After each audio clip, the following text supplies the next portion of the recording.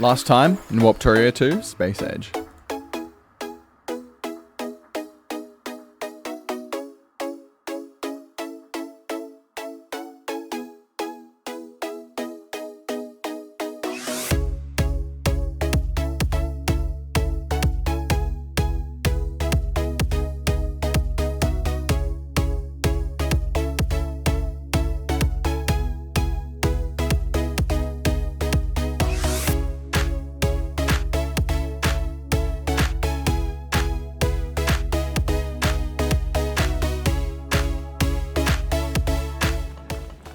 Picking up right after we left off, we can clean up our agricultural science build and warp ourselves to Fulgora. This time we're actually able to power our miners, which means free advanced materials as well as a full tank of heavy fuel. And after going by Gleba to Nalvis, we land ourselves on a resource rich planet, so using our new red belts, we'll get a huge amount of iron and copper. We'll also prepare for more blue science by setting up a bunch of engine assemblers and stockpiling some steel from our smelting stacks. And now, to actually fill the assemblers.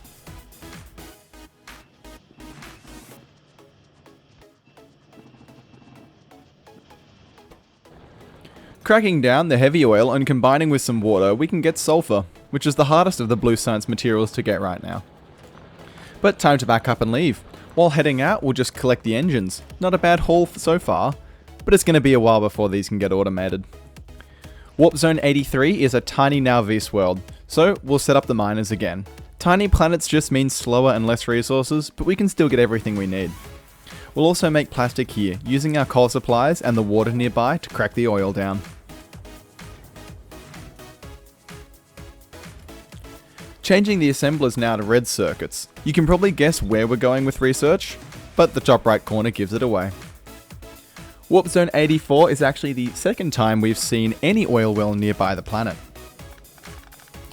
No need to tap it, but anyway, miners down, power up, and place some turrets. Okay, maybe we're being a little bit silly, but we can use the oil well to distill it into petroleum and use the coal patch to create plastic. Or at least, that would be the focus, if not for the huge amount of biters attacking us. So we'll have to rush and pack up because our ammo just isn't doing enough damage.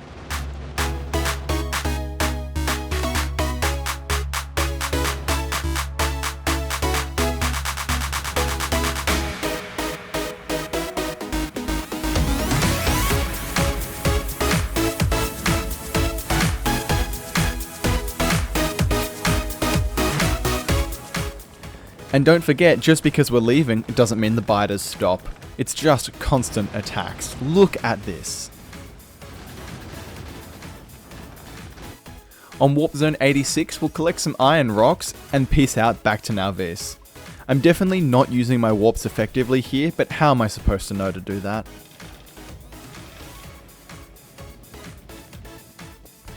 On to Warp Zone 87, we'll set up a huge array of miners. Lots of iron coming soon.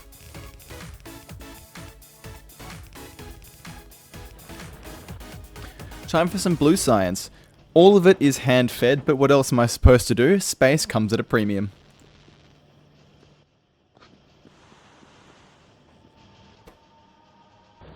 Warp Zone 88 is a tiny planet again, so let's set up all of our miners. Power them up, because more resources equals more good.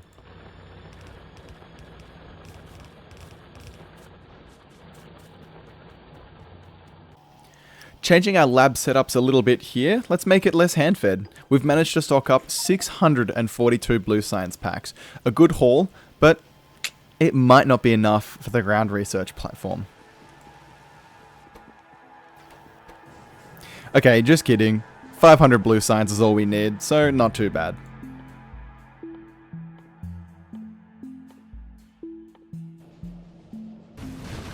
Warp Zone 89 is a hostile planet, and things were going alright until some medium biters showed up. I do not do enough damage to stop them from getting close to the walls and blowing up. Unlike Warptorio 2, the Space Age version doesn't reset evolution each warp, so you have to scale up damage with the biters. I will admit that if you don't speedrun your damage upgrades, it can feel like you're actually regressing technologically wise. So even though my time on planets has increased, it still feels pretty constant. Warp Zone 90 is a normal planet with a big mix patch, perfect for our platform. Just send it in and let the sorters do their work.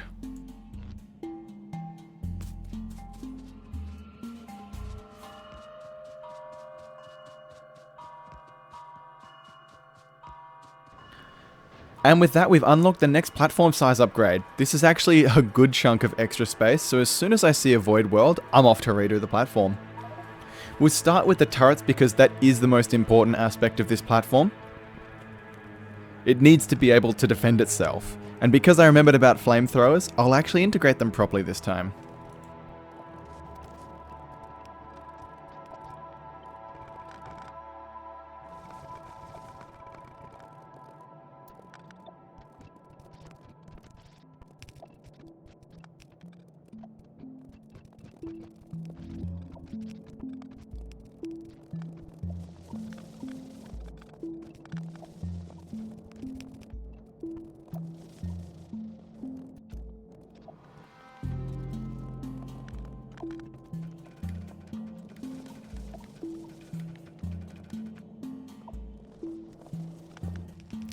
Another planet, another setup. These patches are close enough to the platform, which is nice, but surely there's going to be an easier way coming soon.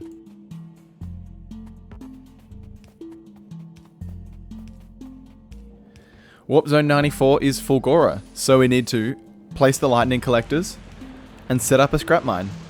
The good thing about platform upgrades is that in the end, you have more reach to get to the bigger, juicier scrap islands. After this upgrade, we're not going to have a situation like last video.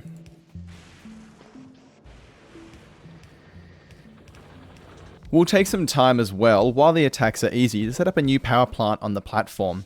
Heating towers can output 40 megawatts of heat, which through heat exchangers can be turned into steam for turbines. The ratio is 1 heating tower to 4 exchangers to 7 turbines. It's not a clean ratio, but you can get away with putting down 8. Heating towers also have a 250% efficiency bonus on the fuel provided, so you only need to give it 16 megajoules of fuel per second to get 40 megawatts of power. This is a massive boost to our platform's longevity. We'll also add a bigger water buffer as well as a way to consume excess oil to make solid fuel for the tower. Warp Zone 96 is another void world, so let's do some renovations. And I haven't mentioned it yet, which is a bit silly, but I have unlocked the warp container, which is a chest that can be placed anywhere in the world and instantly teleport its contents back to the platform.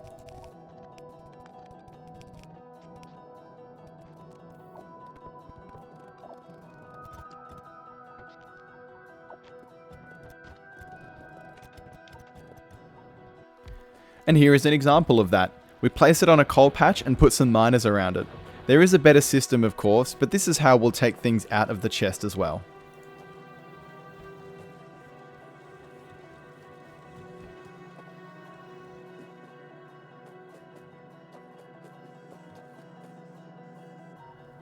While we're automating military science, I do want to note that I've found out that assemblers and other crafting stations can have planet-specific recipes set and work anywhere, as long as they're placed on the surface platform. So you can see biochambers for agricultural science next to military, and they will have recipes soon. Warp Zone 98 is a great example of what we can do with the warp chest. All of our miners into one box. We're also going to take this time to redo the factory floor. Given we are now sending plates down to the floor, let's start making some science. Also, now that we're making military science, we have red ammo flooding the belts instead of yellow.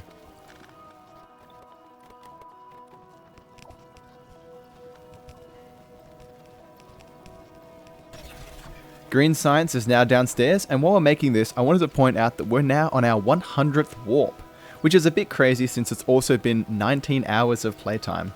But the platform is doing a good job of holding off this death world, which does afford us a nice amount of peace. Onto Warp Zone 101, and we'll set up some iron miners with our new warp chest. We'll also set up some partial blue science automation, which will go a long way to getting us through the tech tree, especially with construction bots on the horizon. But we have to put that on pause because all of our miners and warp chests were just exploded by a roaming gang of eco-terrorists. Warp Zone 102 is a void world, and since we have lots of oil and water, let's set up some sulfur and plastic production. It's slow, but a trickle is still better than nothing, so what are you gonna do?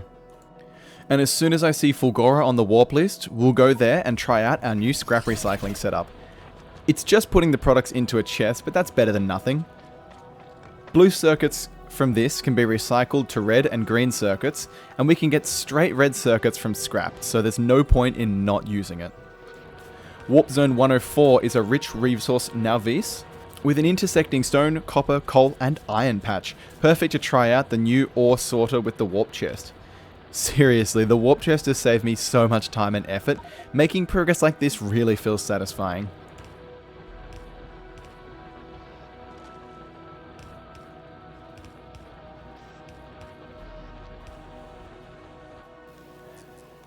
Setting up the research queue now, after some bullet damage and shooting speed, the garden floor research looks pretty interesting.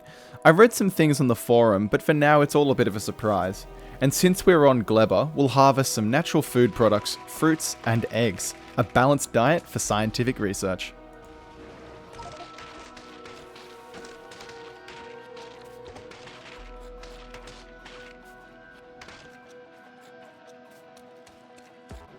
And science is being made, so that's pretty exciting. And the platform is humming. While setting up the mines, we are researching something called warp water. What does it do? What is it? Warp water around in pipes? No idea, but it sounds cool. Well, what it actually does is allow you to melt ice. That's about it. But it is required to get water from Fulgora, so our water stores can stay topped up for longer. On to Warp Zone 108, it's a ribbon world, so we'll set up the mines on a mixed patch and keep the research train going for the new garden floor.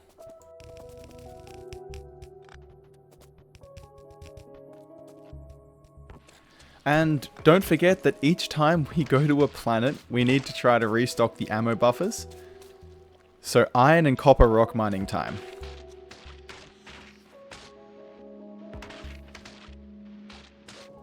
Warp Zone 110 is a death world. Not a fan, so we'll leave as soon as we can.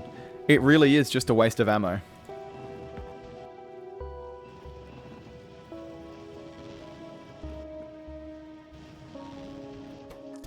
Warp Zone 111 is Fulgora, so we'll get some more scrap and keep researching. It's really hard to keep these segments interesting because sometimes it's just sitting and waiting for research.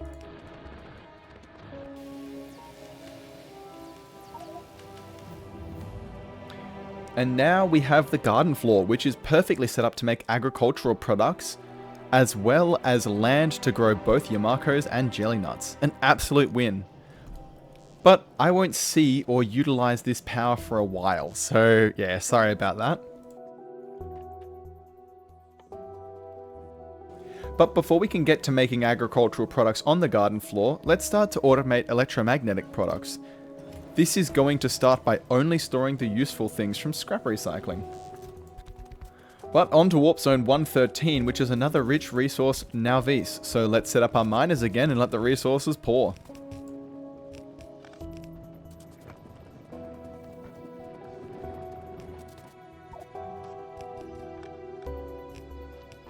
And while we wait for something cool to happen, let's just start making our agricultural towers.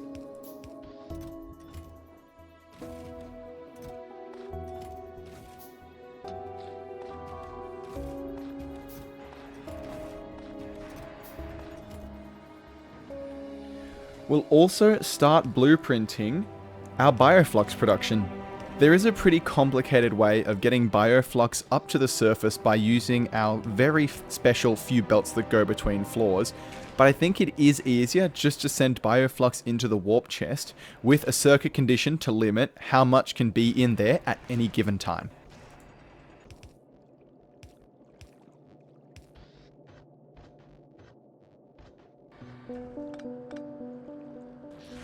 We're also currently researching power armor, which with scrap recycling is super easy to craft. And since we're going to have power armor, we should make some personal equipment, which at this point just means solar panels for construction bots.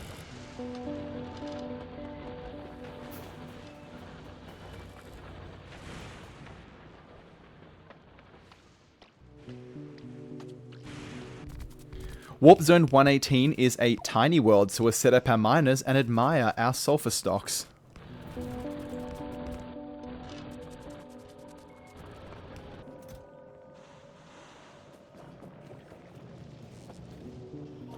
We'll also start making some flying robot frames, which will make our lives that much easier in setting up mines, tearing down mines. The power level increase is going to be insane.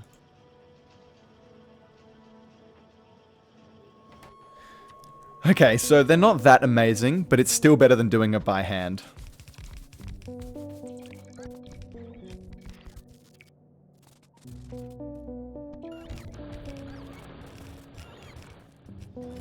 And with a bunch of holmium ore stored up, let's make some plates and solution.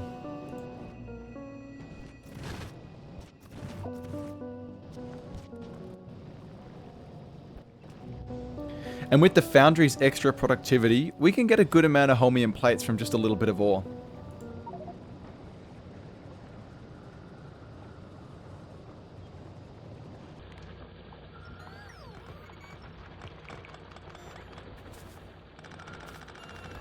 But while packing up, a huge frost spitter appears.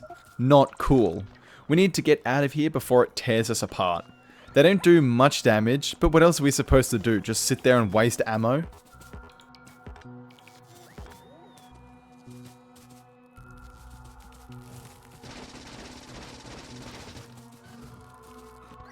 Warp Zone 122 is a normal planet, so we'll set up the mines. Bots are actually making this so much less painful, even while slow, they're just so good.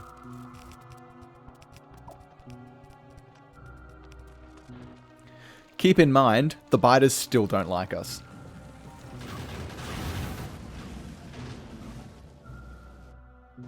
Off to Fulgora to get some scrap. I love the way that if you want to keep production going on every planet, you need to sacrifice so much space for different products. For instance, you could set up bacteria production for infinite iron and copper. You could also set up lava for ores. Or scrap recycling. It's really a different way of playing Warptorio.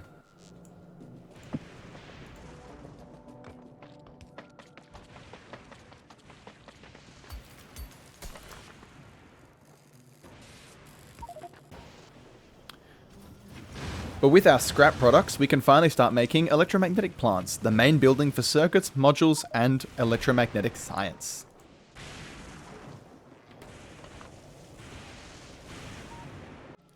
And since we just unlocked so much technology, I've prepared a blueprint for our new platform, which will retrofit over our existing build. We can't make it just yet, we need to actually get the buildings and resources for it. But another planet, another mine, another setup.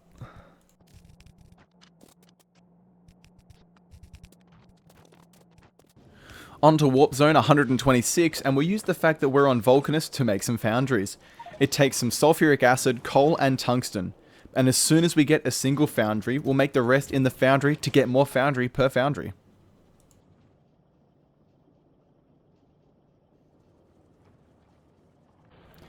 Warp Zone 127 is normal, and we'll just get some iron, copper, and stone.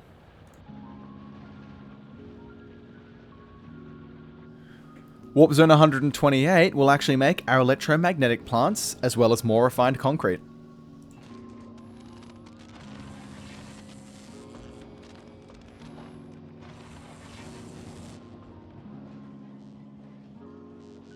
And oopsie doopsie, I've completely missed the record button and made the new platform. This will become a recurring issue, and I plan on doing absolutely nothing about it. With our new platform, we make military science, agricultural science, and electromagnetic science, as well as getting an extra 2 by 50% productivity bonuses from the 2-step foundry process. It does take a lot of power though, so efficiency modules in everything.